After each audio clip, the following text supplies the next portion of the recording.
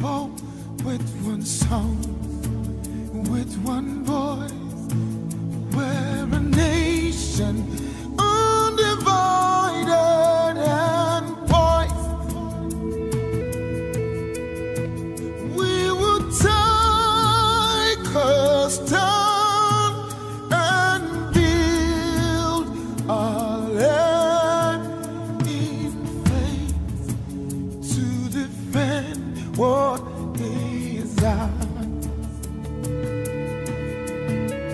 Here we are as a people with one heart for one cause. We're determined to rebuild and restore. Where freedom reigns and truth prevails. Our land where there's hope for us all. Our land where there's hope for us all.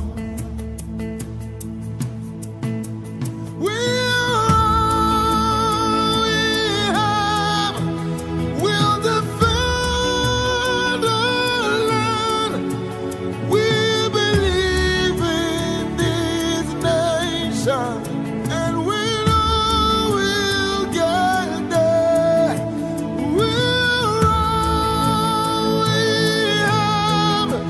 We'll defend our land. We believe in Nigeria and the promise she holds, and that one day we'll shine like the sun. We're a great nation.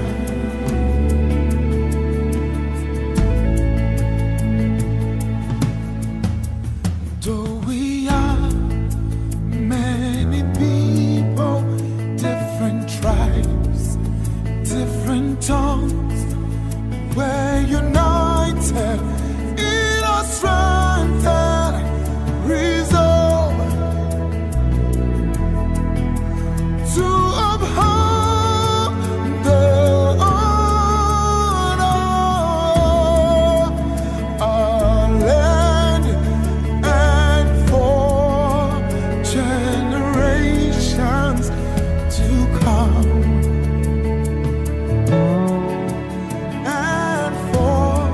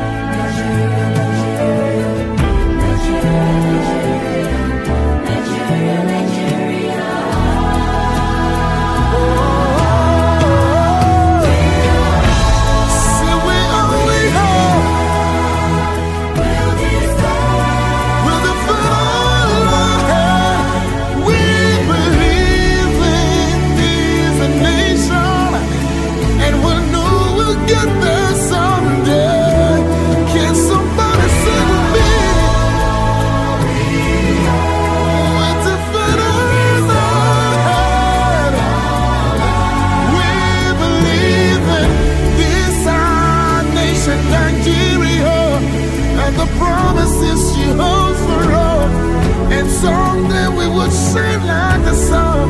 Oh,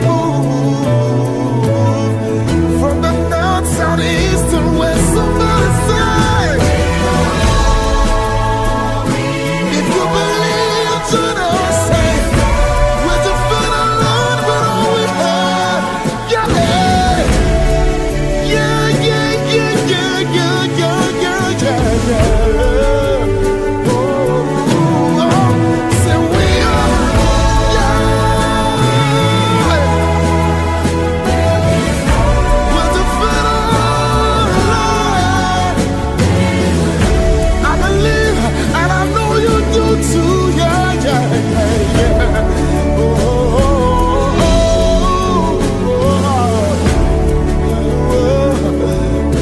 Nigeria, stand up.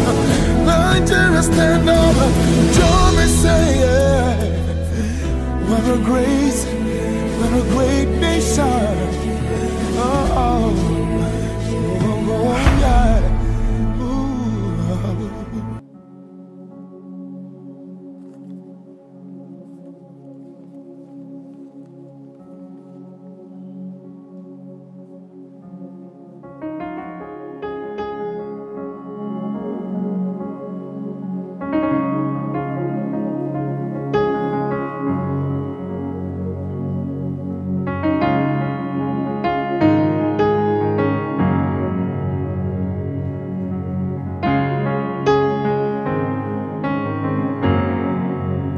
You're the God of this city.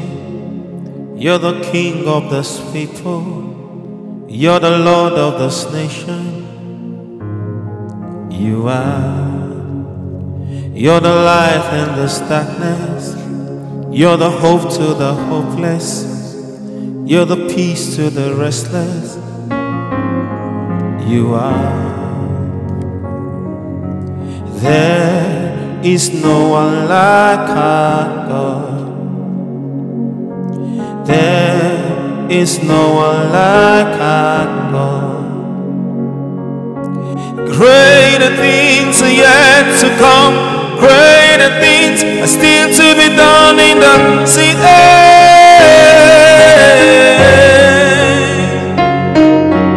Greater things are yet to come. Greater things are still to be done in the city.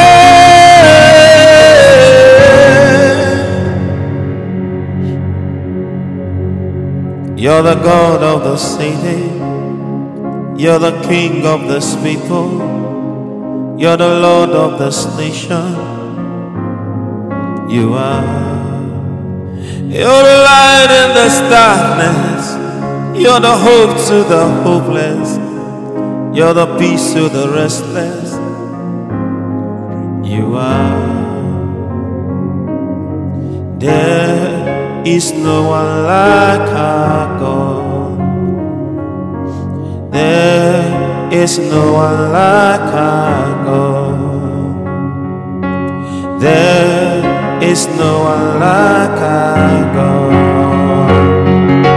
There is no one like our God. Greater things are yet to come. Greater things are still to be done in this city.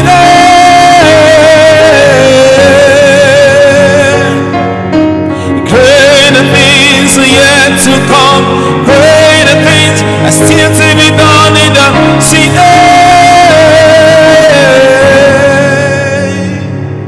We believe, we believe, we believe in you, God. We believe, we believe, we believe in you, God. We believe, we believe, we believe in you, God. Greater things are yet to come. Greater things are still to be done in the city.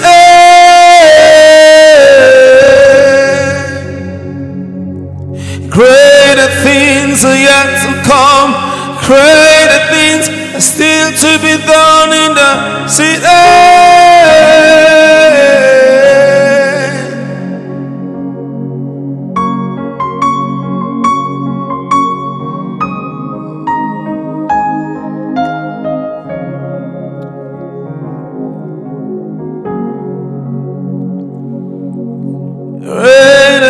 things are yet to come. Greater things are still to be done in this city.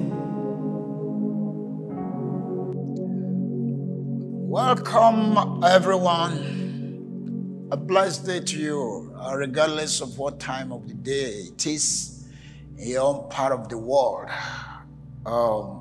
Everyone joining us from all over, we send love and thanks for your prayers, and thanks for solidarity, messages coming, those standing with our youth in this time of serious engagement, and everyone standing with our nation.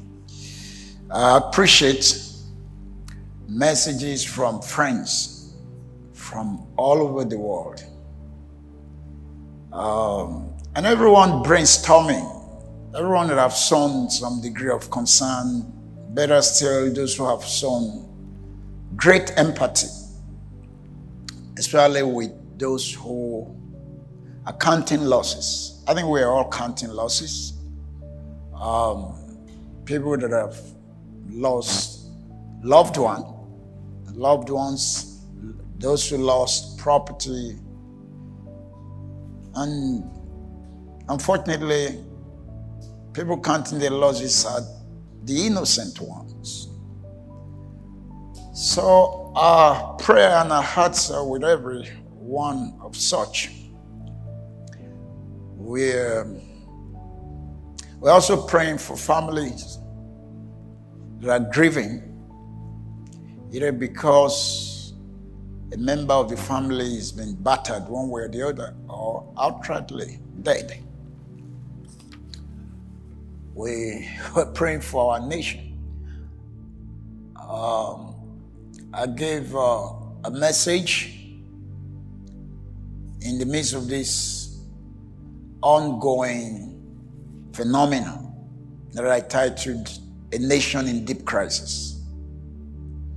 And about 2 days ago on Wednesday, I came with another message that is titled A Season of Trouble, of Perplexity, and Reproach. This just captures the way things are from my own perspective. And not just from my perspective, it's the feeling I have and what I can sense from people responding, reacting, and all the outcry that's going on. And also trying to look into the situation of our nation. Well, this is a special edition. It's a Q&A session concerning the state of our nation. We can't afford to continue business as usual. It's like the house is on fire. It's not just that there's fire on the mountain. I think the fire's gone beyond the mountain, it's now in the house. The house is on fire. It's Mayday. Our flight is in great jeopardy. It's not sustainable. And if you view it from a health perspective, we have a terminal health crisis plaguing our nation. It's like a cancerous, malignant tumor of cancer that is busted and is spreading to all the vital organs.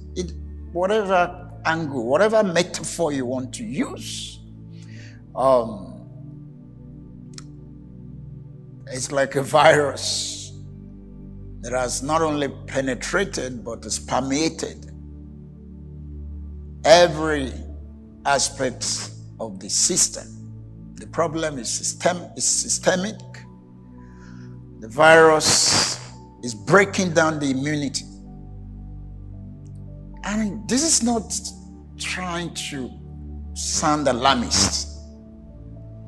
I think to view things otherwise is not to be realistic.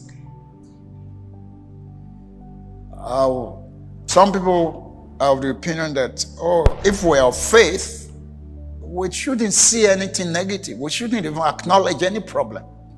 I think that is not faith. Because faith does not deny the facts.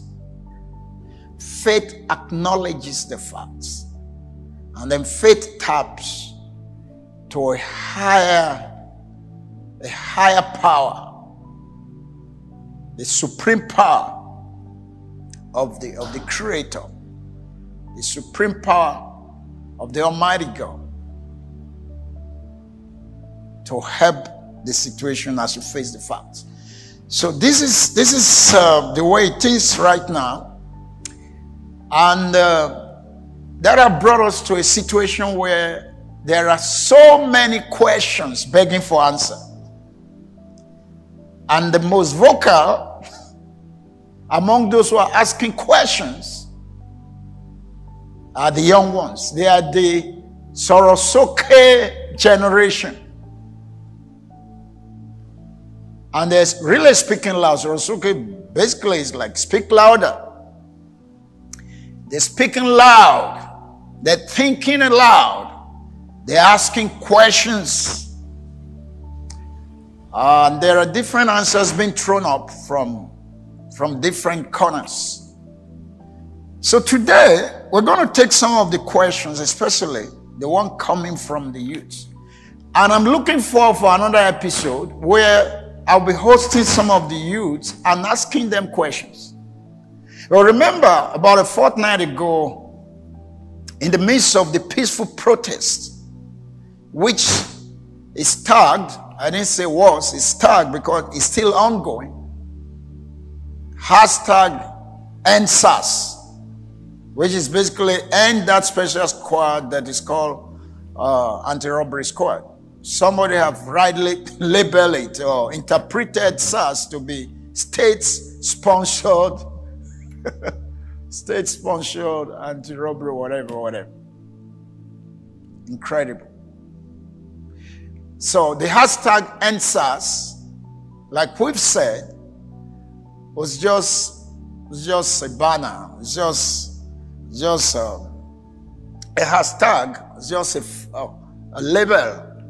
It's a trigger. It's an icon on a desktop indicating there are a lot of content. There are files, there are messages, there are videos, there are pictures of a plethora of issues, of problems that need to be addressed, and which can best be captured as issues of either bad governance or lack of governance, corruption, negligence of the most productive, the most strategic, the most dynamic, segment of our population. It's been neglected, it's been suppressed, not just sidelined. They've been cheated, they've been plundered, and they've been unjustly treated. Either because there is outrightly no genuine process and act of governance, or there is misgovernance, there's bad governance, there is corruption. One of our pastors a while ago captured this so powerfully when he said, the problem of Nigeria is not just insecurity. That the insecurity is rooted in insincerity. We are grappling with insecurity, and we can't overcome insecurity even when, the head of government now and the commander-in-chief is an ex-military general. We can't deal with insecurity with all the military or the law enforcement apparatus, the security apparatus, and billions of whether dollars or naira being voted for security. We can't deal with it because there is insincerity. So the NSAS campaign and protest is a big flagship that just carry the label, like the registration number, NSAS. And so this is why all of the effort to say, what are they really asking for, 5 for 5? Or why is this shifting? Why are you shifting the goalposts? That's the narrative that some people are trying to drive. Why are the youth shifting the goalposts? They said 5 demands, and then the federal government granted their 5 demands. Then they say there's 7, and then they say there's more. The point is that ab initio, NSAS, and whatever you squeeze out of them as the 5-point demands or whatever number of demands you're saying, they're just a tip of the iceberg of the real Israel. So, this is why we're now in a situation, especially with how the peaceful protests have been hijacked, and we hopefully we address from one of the questions. Who hijacked the peaceful protests? Which are the elements? The forces that were used to hijack, if it was hijacked, who instigated them? Who sponsored them? Yeah? So, we're facing a situation where questions upon questions are coming, especially from the young one. But we also need to hear them, because I said a while ago, the young population of this nation, and depending on how you try to describe them, depending on your benchmark, you can say they're 65 and above, or maybe from 70 downward, depending on where you put the benchmark of the population. They are not just bringing out a message, they constitute a message. The youth themselves and the state they are, and the demographic among them, and the different classes you have among them. Like now you have those who are civilized, those who are elitists, those who are well-informed, who can organize to the level of the best global practice, best global standard. We have them among the youth, and they were the one that drove the protest for 2 weeks as something that was unprecedented. But we also have among the young one those who are now being termed hooligans and hoodlums and thugs and whatever you want to call them, or looters, a part of the youth.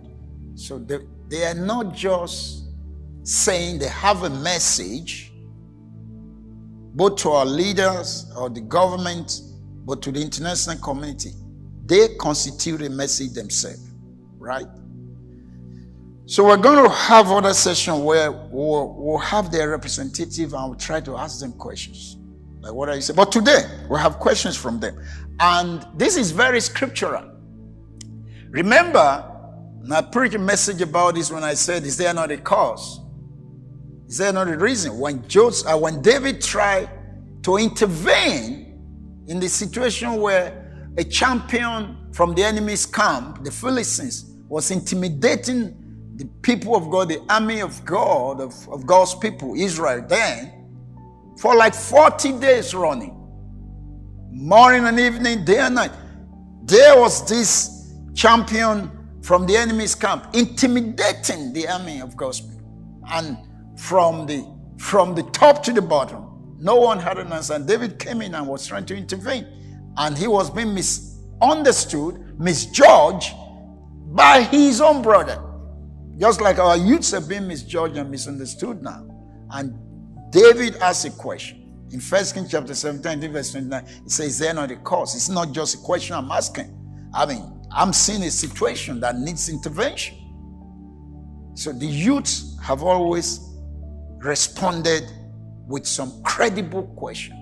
David said, is there not a cause? So in case you are saying, why did the youth prolong their protest? Why did they stay in the major arteries of roads in the cities? Why were they inconveniencing people? Why were they infringing on the right of other people? Why didn't they just accept whatever the government was promising? Why couldn't they trust the government? Why is there a deficit of trust?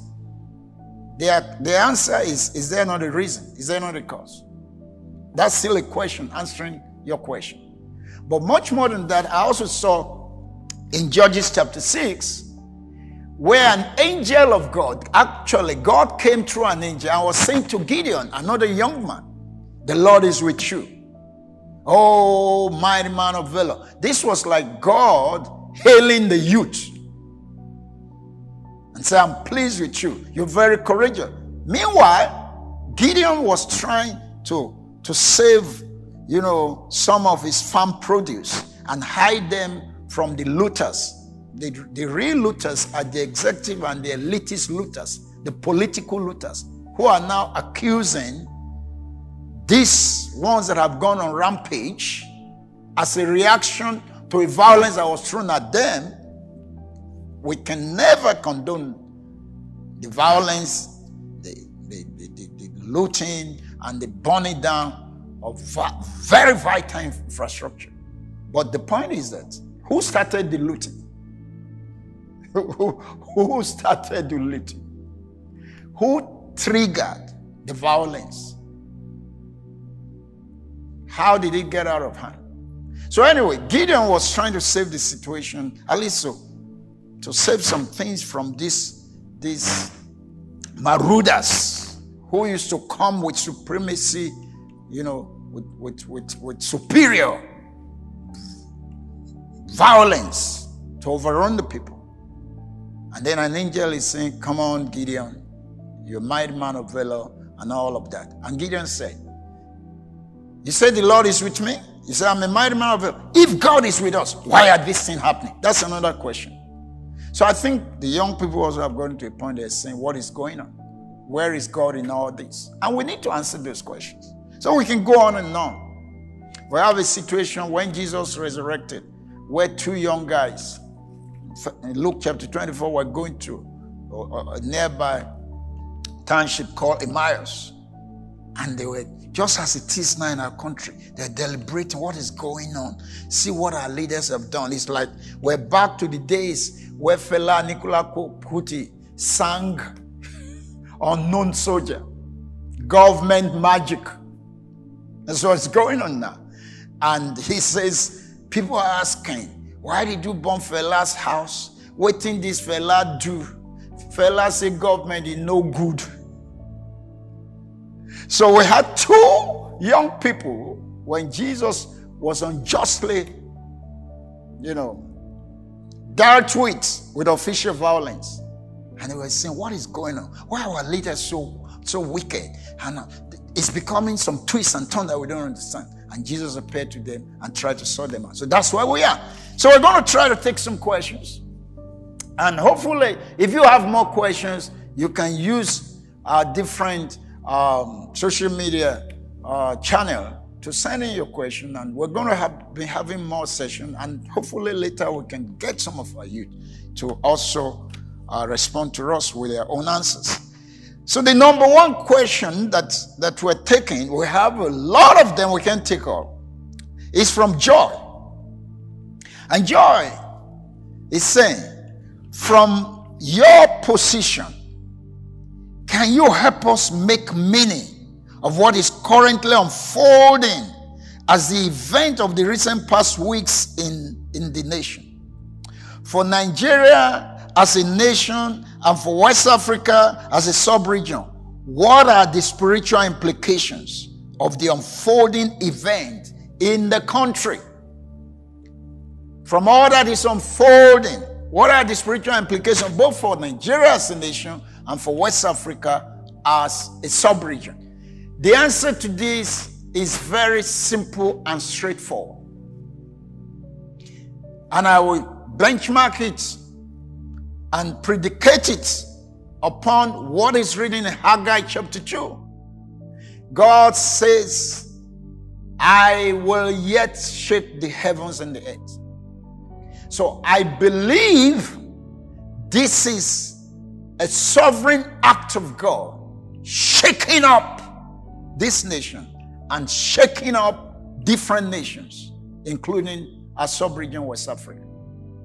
So it's very easy to think, because a lot of unpleasant things are playing up, and this is metamorphosing and evolving into a very ugly dimension, especially with so much destruction taking place. It's easy to begin to think, maybe God is not in all of this, maybe it's the devil. But no, I want to say to you, this is God stirring up people that have been oppressed and silenced, people that have been neglected and sidelined, people that have been deprived and cheated for so long. This is God giving a voice to the voiceless. This is God shaking the tables. And when God wants to walk, he can use anyone and anything and everything. We have a lot of precedents in the Bible. So I'm so convinced, to make sense of what is going on, just understand that yes, there are some people that have positioned themselves as if in the penthouse of the political structure, on top of the pyramid, and they're so comfortable, they're so cut off from people at the lower rungs, at the very foundation level. And they don't hear the cry of the oppressed. Even when they hear the cry of the oppressed and the deprived, they just explain them away. And now, God is giving strength, especially to the younger generation, to shake the system, shake the table, and voice out. And they're saying enough is enough. They're saying this cannot go on. So that's the first sense I make out of it. And I'm saying it's like it happened in Egypt. The people were in captivity for over 400 years, which was predicted. God actually had hinted their forefather Abraham that was going to happen. But after about 400 years, the people cried to God out of their affliction. And the Bible says God raised Moses to begin to challenge the status quo, to challenge the oppressor. And in doing that, a lot of shakings were introduced. It wasn't a tea party. It's not going to be a jolly ride. So yes, you're going to see like crisis upon crisis. You're going to see disruption. And regardless of what side of the divide you belong, before you say, oh, the devil is using some people, well, the devil, the people he uses, the one God uses, and everything happening, I believe God is the one allowing it. Because God is saying there have to be a change. The people that are oppressed, the people that have been taken captive and turned to second-class citizens in their own nation, must not be allowed to remain that way. So that's the first sense I make out of it. And you know, I think we have a lot of secular songs that are now turning out to be prophetic. You know, the Bob Marley's song, singing that ideological song, until the philosophy that make one race superior and another inferior, until it is totally discredited and abandoned, you're going to have a lot of violence. So it's like a cancerous condition. But the one that is more scary, we're on a flight and there is serious mechanical problem. The engine has problem. The navigation equipment has problem. This plane can't continue. We need to find somewhere to land and fix things. If a vehicle is bad, it's not roadworthy. And you know, if you keep on, as a matter of fact, it may explode, it may catch fire. And you are just changing driver. The gearbox is bad. The engine is almost getting up. The radiator is heating up. There is smoke inside the car itself. And you are saying, let somebody from our side come and drive. It doesn't matter who drives.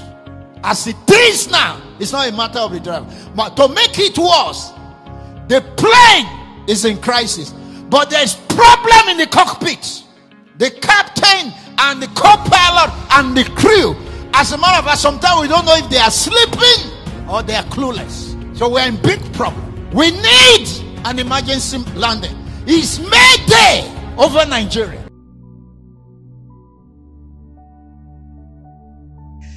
The second question is from Tolu. And Tolu is saying, what's your position on the stand of some spiritual leaders who are condoning and speaking up for some corrupt political leaders today? Well, for me, that's abhorrent. That is unimaginable. I think you have to completely be deprived of any form of rationality. You have to have both sold and seal up your conscience with a hot iron of self-centeredness and greed. You have to outrightly be inhumane to be speaking on the side of the political exploiters that we call leaders. And I think any spiritual leader, any religious leader that try to speak on the side of the oppressors should either be disregarded or be resisted. Such deserve no element of respect. Or the best you can do, or the least you can do, is not to even give them attention at all. They will be mere distractors. Yeah, because God has never taken the side of the oppressor. If you read the Bible. As a matter of fact, if you read Psalm 82, God says, I'm saying to you, speak for the oppressed, speak for the afflicted. The popular Sorosoke, speak louder, raise your voice, is taken from Proverbs chapter 31, around verses 8 and 9, where God says, speak for the voiceless, raise your voice. So in Psalm 82, God says, I ask you to do that, to deal with oppression and injustice and all of that, and speak for the less privileged. And if you won't do that, the foundations will be out of place. Not just that, you'll be walking in darkness. Though you're supposed to be God, you're supposed to act on behalf of God. So God has always expected us to look down below and listen to those who are groaning and identify with them, and with empathy, not only just to calm them down or drop some crumbs from the table for them. Identify with them, encourage them, let them know there's a lifting up, but also speak on their behalf and give them a voice to speak. So for anyone in the name of religion or spirituality to take the side of people that have created this mess because of their bad governance, because they are not visionary leaders, because they are not selfless leaders, because they are disconnected from the people they are meant to lead, is wickedness to speak on the side of the oppressed and not take side with the people. So that's my position. That's my response to Tolu's question. Now, the third question is from Mike. And Mike is saying, you said in one of your messages, and it was quite profound, quote, you said, when you dehumanize a people, you weaponize them. Then he's asking, when you dehumanize the people, you weaponize them. End quote. How can this narrative be changed for the better? How do we bridge the divide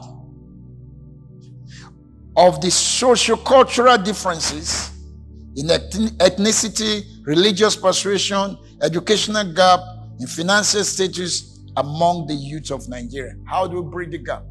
Yeah, you see, the truth of the matter is that the impoverished,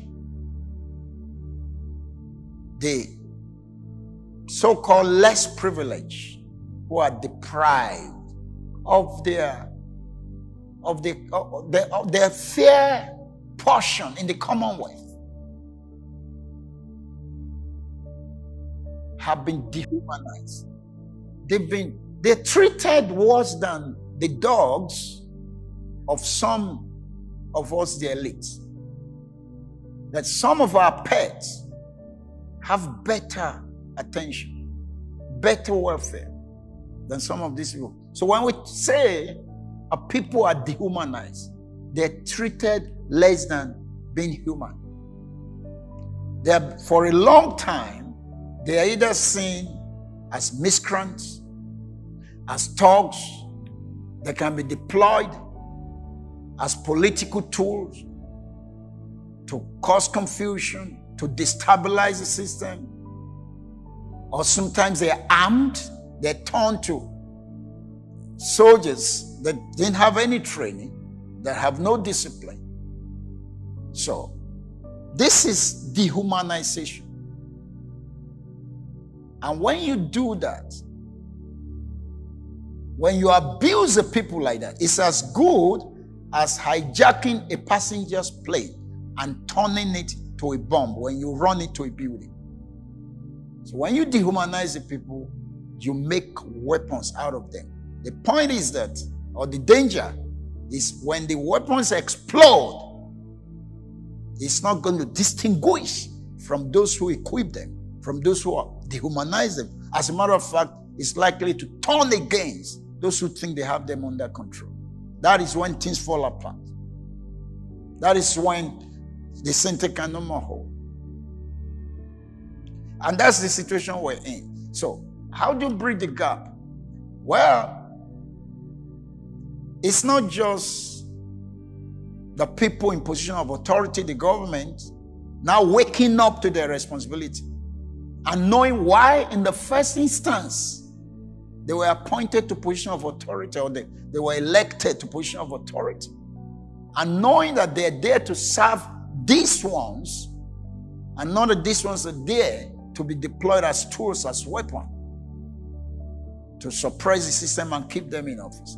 It's to begin to respond to these ones, genuinely addressing both their psychological, their emotional, and their material needs.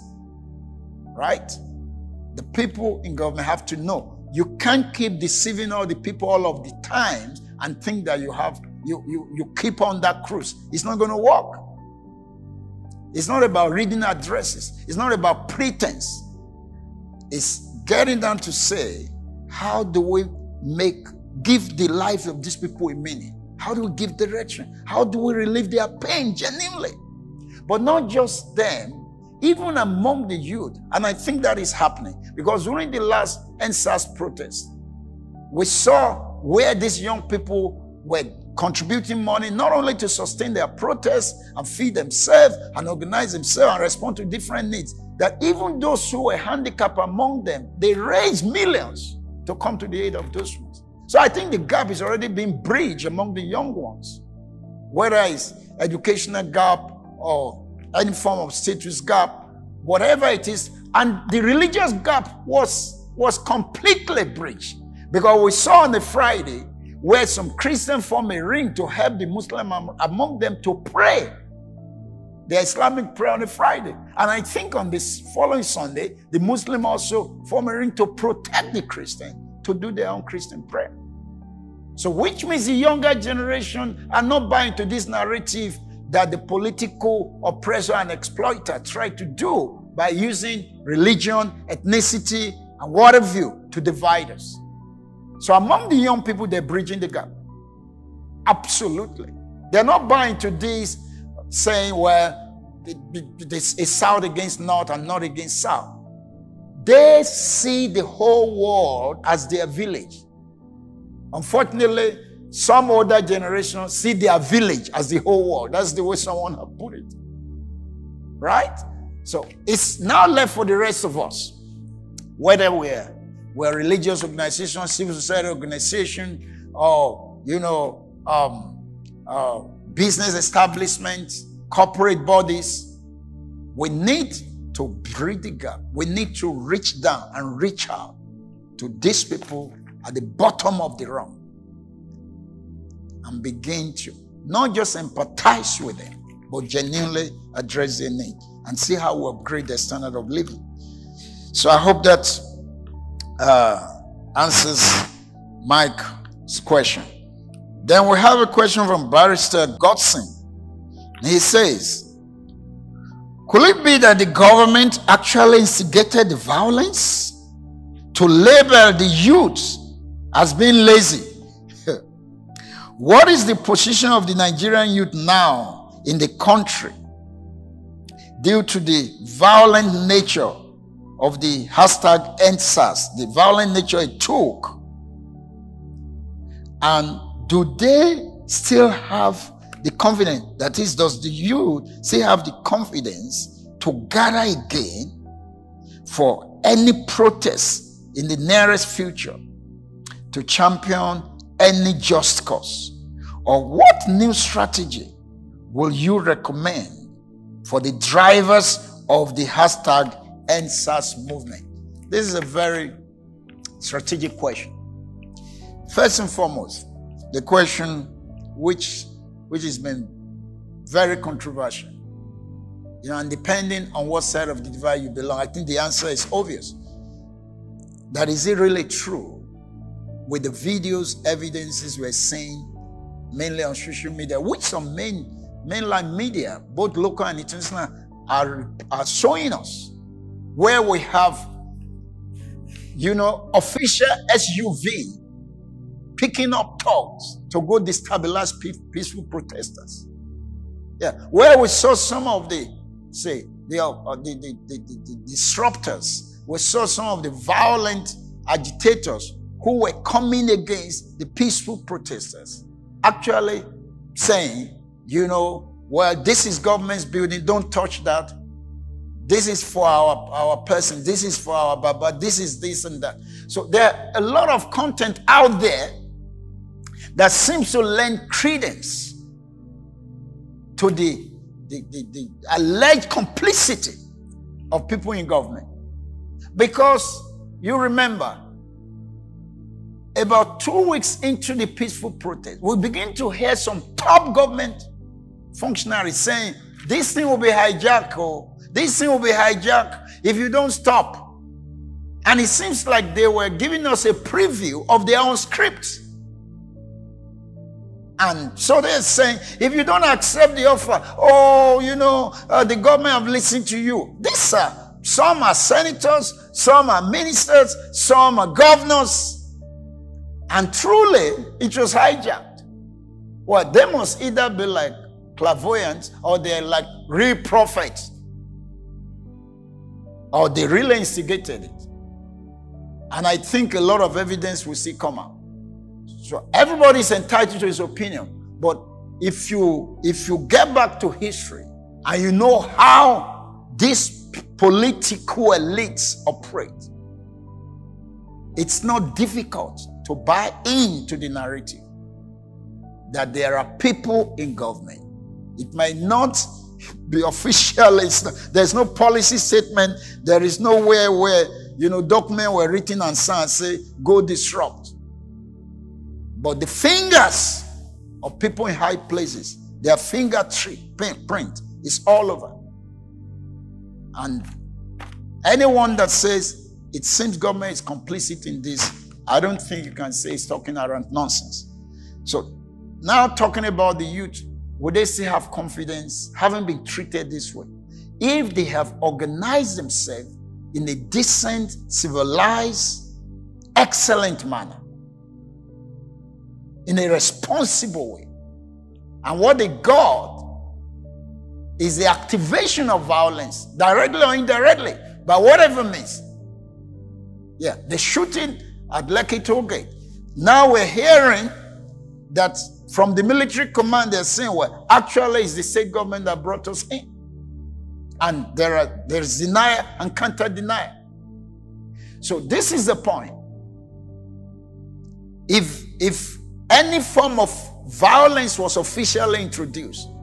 And the violent segment of the young ones who were rendered to be that way because they were not given any chance to make their life better.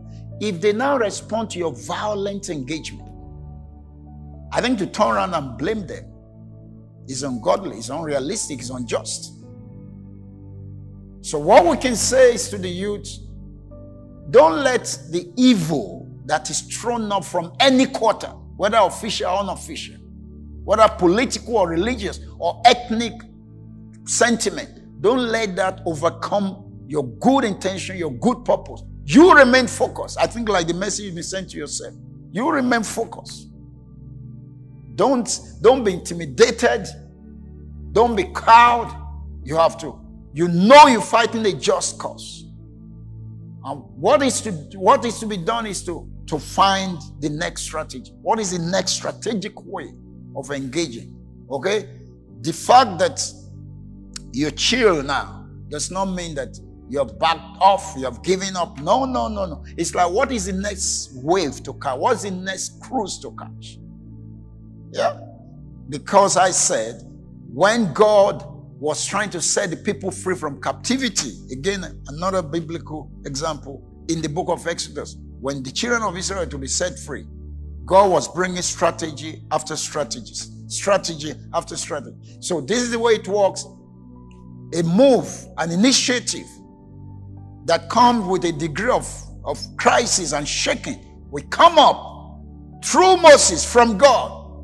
And when that has expired and the oppressor resists, then what you have is God. Moses goes back to God. And it's like, God, what next? So this is the time that the younger ones, I believe they're consulting. What next? What's going to be our next move? Our role is to keep praying that they will have superior intelligence and they will have strategic ideas of what to do next. But to back off, to lose confidence, to lose courage is not an option. This is my admonition. The young people know when to change tactics, because these people some of them are human beasts, not human beings. Beasts. So when you are engaging, yeah, you bring out protest, peaceful protest. They sponsor hooligans and whatever they call them and release them against you and roll out military.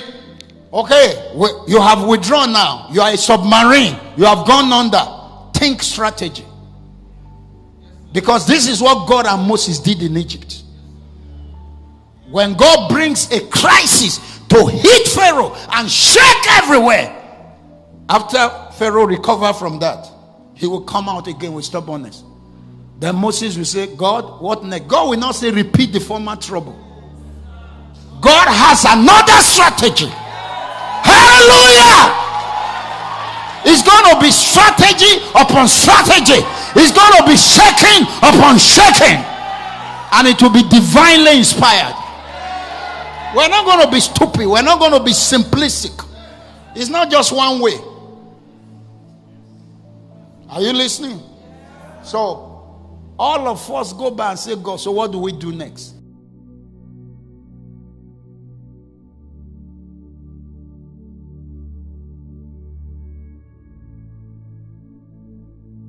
So, still in this special Q&A session, Macaulay sends a question and he says, some of us have had opportunities some years ago during the Jonathan administration, the Goodluck Jonathan administration. We had opportunity to travel out of this country to go to where we know things are working better. Right? But because of our spiritual understanding, we believe that God will cause a positive change and things will get better in our nation. That's to say, he says, I personally decided to stay put and to see how we can contribute our own quota to the building of our nation. That's commendable, Macaulay. He says, now it's like we are regretting that step of faith. We are in our early 40s now. Our children are growing. So we now abandon the Nigerian ship and go to where? Well, let me just encourage you, Macaulay, that I've thought about that myself. A lot of us have options. We have options of where we can go. Excuse me. Maybe to go live a quiet life and decent life somewhere. But the point is that wherever you go, you'll be a second-class citizen, largely. Or it's going to be known. You are like a refugee. You ran away from the crisis of your nation. And in any case, it's people that labored, sacrificed to make those places work. So I don't think having this escapist mentality is easy. We thank God and we hail and we salute Nigerians in diaspora, okay, who are also, contesting and agitating and protesting and speaking out about things being put right in the nation. And a lot of them are laboring and sending money back. Okay? What is not right is to think, let me just turn my back and forget about this situation, this hopeless situation. Let me go just live a peaceful life and enjoy somewhere. You don't have to regret your decision not to run away, your decision to stay. I think you should rather be encouraged. You should be proud of yourself, of your decision. And it's to say, we're not going to let things continue this way. We need to fold our sleeves and fight for our children and fight for our grandchildren. Because it does not matter where you go. You can't have another country that you call the country of your birth. Yeah. And you have to know that your children expect you, while you are alive, to do the best you can do. You may not be able to change everything, but whatever contribution you make, that you're making and that you still make, we speak to vindicate you when history is being narrated. So I don't think running away is an option. I don't personally encourage it. I've said, we understand the language of the tribulation and the crisis here. There is trouble in every other nation. When you get there, the trouble there may speak a foreign language to you. So why don't we face what is facing us here and sort it out? And whether you're here or you're out there, we need to join forces together. We need to build our nation. Nobody's going to come and build it for us. We need to make it conducive. We need to create an enabling environment so that other people also can feel attracted to come and be part of what is going on here. So that's my answer to Macaulay. Maybe we can still take one or two more. I'm not too sure if that is possible. Yeah. Amani sends a question, and the question is, across the states, judicial panels of inquiry have been set up. Do you think this panel can make a difference, considering how reports and recommendations of some past special committees and panel have been treated in the past? Well, the answer is the question is self-explanatory. The answer is in the question. When we check what has been done with past inquiry, past, confab, conferences, and panel, it's like, well, this is the way the government used to put things in a cooler. So it leaves nothing to be desired. There's no credibility. There is no believability. There is a trust deficiency. So we can't actually say anything is going to come out. It's left to them, to the people setting up the panel, whether at state level or wherever. It's left to the government to, for once, redeem their own image. Because we've heard that is the usual government magic. And the way it used to end, it ends in nothing. And it achieves nothing. But they can prove everybody wrong. But if we go by the past, By the past narrative, there is nothing to desire. There's nothing that says to us that things will work better, that anything is going to come out. So, there are other questions that we may not be able to take today. Hopefully, in another session, we'll both be responding to the questions of the young ones and also bringing them up or taking answers from them. Because I tell you, they have answers. You guys, you young people, you have answers. Probably that is going to help people in authority and even speak to the older generation what to expect. But in the meantime, let's not be discouraged. Let's not give up. Let's not back off. That's not an option. The glory of the young ones, the glory of the youth is their strength. Don't compromise that strength. Now, something has been proven. It's been proven that the people in power are not the real people that have the power to make a change. The power belongs to the people. And it is the younger generation that constitute the people that hold the power. You're the one that is keeping people in power. And when you shake up from your own position, when you challenge the status quo, when you speak out, when you refuse to bow and be trampled, and you refuse to just, keep swallowing whatever they're dishing out, including their narrative. When you say, no, we can see, we know what is ideal, we know what's right, they can't sustain a system that keep dehumanizing the people whose life they are meant to give value to. So we have to keep up. We must keep praying. I think, regardless of what is your religious persuasion, you must know that the forces we're confronting, they are not ordinary. They're not ordinary. Just think about their greed. Think about the ruthlessness and the wickedness. Think about their arrogance.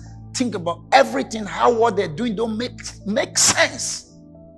That if we make things better, you allow, electricity to work, you allow, the infrastructure to be in place, you just make things better, restructure the nation, and let things be done in the way modern society have been run. Everybody will be better off. But no, they don't want it. So it shows there's something that is dictating the narrative they're trying to throw to us. There's something controlling the mentality. So this is where we need to fortify ourselves. We need spiritual fortification. Yeah, we need the power of God. God who is good, God who is a God of love, a God of truth, a God of justice. He needs to empower us. We have not received the spirit of bondage to fear. We have not received the spirit, of foolishness. We have received the spirit of love, of sound mind, and of power. And so we must allow this to continue to flow in us and give expression to the inspiration that God will continue to give us. And let's pray for one another. Pray for the young ones. And don't let's stop as we speak to power. Let's also keep praying that God will give them,